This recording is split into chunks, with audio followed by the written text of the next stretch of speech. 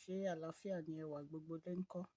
Gist tèmi tí a gbọ́ òun ni lórí nǹkan tó ń ṣẹlẹ̀ ní inú ààfin bàbá wa Erinlá.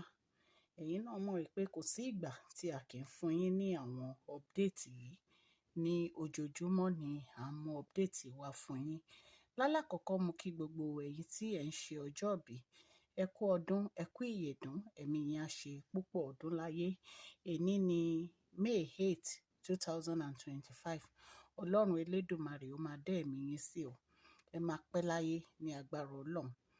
Ẹ̀yin èèyàn lé, ẹ̀yin náà mọ̀ wípé gbogbo ìgbésẹ̀ tí bàbá wa Erinlá ń gbé òun ni bí Queen Naomi ṣe máa padà wá sí inú ààfin, wá sí inú palace láti wá máa ṣe ojúṣe wọn gẹ́gẹ́ bí olórí. Nǹkan tí a gbọ́ ni pé wọ́n ní special meeting, wọ́n ní wọ́n ó lọ nínú palace bàbá wa Erinlá.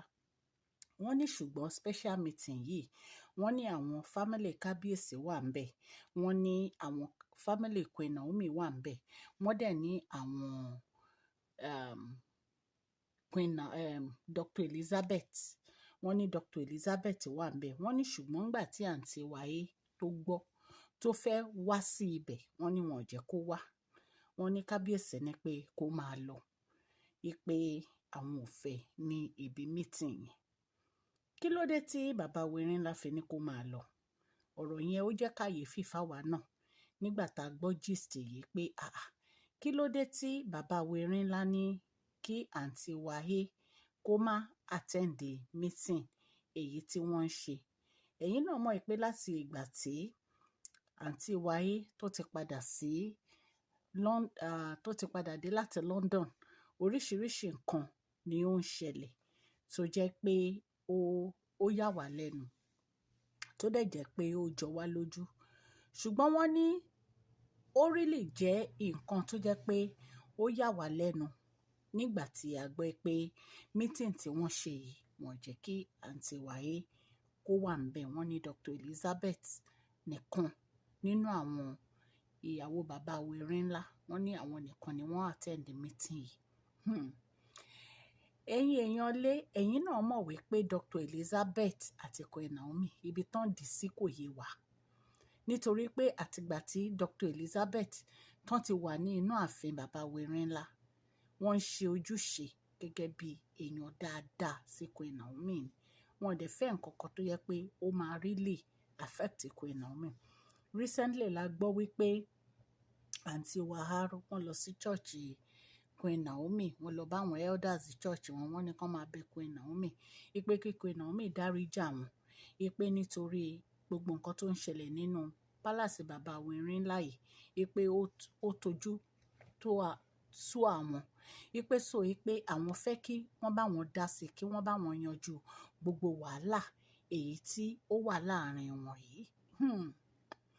Èyí tá a tún gbọ́ òun ni ti àǹtí wáyé tó ń bínú, tó ń sunkún lórí pé bàbá wa Erinlá wọn ò jẹ́ kí ó attend the royal meeting èyí tí wọ́n ní gbogbo àwọn family, àwọn ẹ̀gbọ́n kábíyèsí, wọ́n ní wọ́n wà ń bẹ̀. Wọ́n ní àwọn family Queen Naomi náà, wọ́n ní wọ́n wà ń bẹ̀ royal meeting yìí. Ẹ̀yin èèyàn lé, èyí tá a tún wá gbọ́ tó jẹ́ pé ó yà wá lẹ́nu, tó jẹ́ pé ó jọ wá lójú, ó ní gbogbo àwọn ìgbésẹ̀ bàbá wa Erinlá lórí kí Queen Naomi padà wá sí inú ààfin. Wọ́n ní àǹtí Wahem, wọ́n ní in fact, wọ́n ní the way bí kábíyèsí bó ṣe rọra yẹ̀ fún, wọ́n ní ó jẹ́ nǹkan tó jẹ́ pé ó ń ya àǹtí Wahem lẹ́nu. Ìtorí ìdí èyí, wọ́n ní àǹtí Wahem bẹ̀bẹ̀ ni wípé kí bàbá wa Erinlá jọ̀ọ́, wípé kí bàbá wa Erinlá má dájú òun báyìí. Nǹkan tá a gbọ́ ni o, allegedly o, wípé kí bàbá wa Erinlá má dájú òun báyìí, wípé kí bàbá wa Erinlá forgive òun. Wọ́n ní Dr. Elizabeth ní kábíyèsí mú kiri ní ìsìn. Dr. Elizabeth ni ó wà nínú gbogbo nǹkan tí bàbá wa Erinlá bá fẹ́ ṣe, àwọn náà ń ṣe. Nǹkan tí a gbọ́ nìyẹn. Wọ́n ní ìgbà tí kábíyèsí dẹ̀ ti bẹ̀rẹ̀ sí lo Dr. Elizabeth láti máa ṣe gbogbo àwọn nǹkan tó fẹ́ ṣe. Wọ́n ní àwọn sisi wa gbogbo wọn nínú wọn ò dùn, ẹ̀yin èèyàn lé.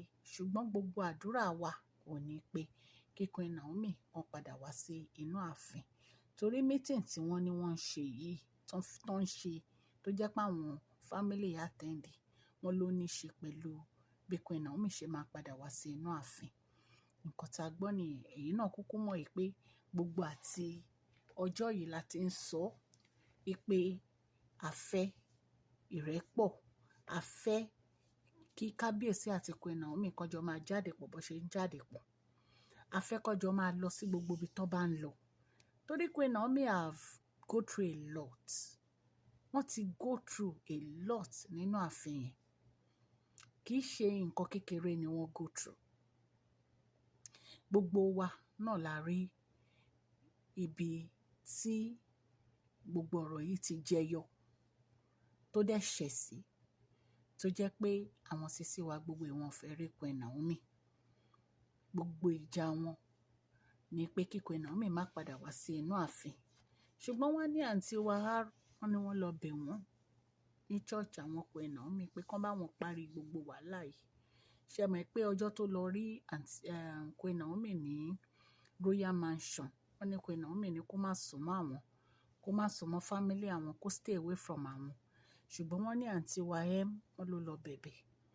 Ipò lọ bá àwọn elder church Queen Naomi pé kán bá wọn bẹ̀ Queen Naomi. Ṣé ẹ dẹ̀ mọ̀ pé bàbá wa eré láti wọ̀nù wọn pé kán má lọ sí church Queen Naomi mọ́. Wọ́n ní parọ́pò náà, wọ́n náà ti wọ̀nù wọn pé kí wọ́n má lọ sí church Queen Naomi mọ́. Ṣùgbọ́n wọn ò gbọ́.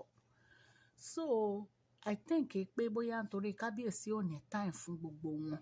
Torí lẹ́nu ọjọ́ mẹ́ta rí pé kábíyèsí ò mú kankan wọn jáde mọ́. The only person tá a rí tán mú jáde ní ìsìn òní Dr. Elizabeth. So Dr. Elizabeth wọ́n really ní èèyàn kan, wọ́n really jẹ́ èèyàn kan tó yẹ pé wọ́n ní ìwà ìpẹ̀lẹ́. Wọ́n ní ìwà ìpẹ̀lẹ́ gan. Wọ́n ń ṣe tó yẹ pé wọ́n gbé ilé ayé máyà. Torí wọ́n ti mọ̀ pé ilé ayé vanity ni. So Ọlọ́run á gba gbogbo ògo lórí ọ̀rọ̀ Queen Naomi. Ọlọ́run á gba gbogbo ògo. Wọ́n á padà sí ààyè wọn padà. Nítorí pé nǹkan tó yẹ ni ló yẹ ni. Wọ́n máa padà sáàyè wọn padà. Kò dẹ̀ sẹ́ni tó máa gba ààyè wọn lọ́wọ́ wọn. Ẹ̀yin èèyàn lé, ẹ mọ̀ pé bàbá Erin ńlá wọn ò fi ọ̀rọ̀ Queen Naomi ṣeré. A ti ẹ̀ gbọ́gọ́ pé àwọn elder kan wọ́n ní wọ́n lọ tún kọ list pé nǹkan báyìí ni wọ́n á tún rà. Wọ́n ní bàbá Erin ńlá lọ gbé ṣẹ́ńsọ̀ jáde ni o. Pé tí wọ́n bá mọ̀ pé lóòótọ́ Ifá ló ní kí wọ́n lọ ra gbogbo nǹkan yìí kán fi ṣẹ́ńsọ̀ búra. Wọ́n ní ṣe ni àwọn elder yìí wọ́n náà yọ ẹsẹ̀ ẹyọ kọ̀ọ̀kan ni. So mélòó la fẹ́ sọ fún yín, mélòó la fẹ́ wé, nǹkan tá a bá gbọ́ náà la máa torchlight sí. Ṣùgbọ́n bàbá Erin ńlá ò fi ọ̀rọ̀ Queen Naomi ṣeré o. Wọ́n dúró ti Queen Naomi gbọ́ngbọ́ngbọ́n ni. So ẹ̀yin èèyàn lé, Ọlọ́run Elédùmarè á wà pẹ̀lú Queen Naomi. Á dúró tì wọ́n, á gbọ́ àdúrà wọn. Gbogbo bí Dr. Elizabeth dẹ̀ ṣe ń ṣe sí Queen Naomi, àdúrà là ń gbà fún Dr. Elizabeth pọ́n ṣe o. Ọlọ́run á dá sọ̀rọ̀ tàwọn náà. Ẹ̀yin èèyàn lé, allegedly nǹkan tá a gbọ́ nìyẹn tá a ní ká wá torchlight sí. Orúkọ mi ni Máṣọ́lá Yorùbá ni à ń sọ lórí ìkànnì yìí. À ń sọ nítorí pé a fẹ́ gbàgbé àṣà àti èdè wa. A dẹ̀ tún sọ fún ọ̀pọ̀lọpọ̀ àwọn tí wọn ò gbọ́ Gẹ̀ẹ́sì. À ń sọ̀rọ̀ nípa celebrity gist, royal gist, politics àti gbogbo nǹkan tó ń ṣẹlẹ̀ ní agbègbè orílẹ̀-èdè bàbá wa ní ilẹ̀ Nàìjíríà. Tẹ́ bá ti subscribe, ẹ tẹ notification bell yín kẹ́ subscribe so that tá bá ti post any gist ẹ máa rí. Ẹ má gbàgbé prize giveaway wa. Ó ń bọ̀ lọ́nà ní July 15. Ẹ máa gbáradì. Ẹ máa test, ẹ máa share, ẹ máa subscribe. Ẹ má gbàgbé kẹ́ fún fídíò yìí ní thumbs up. Please share this video, like and subscribe. God bless you. Máṣọ́lá Gist TV, love you all.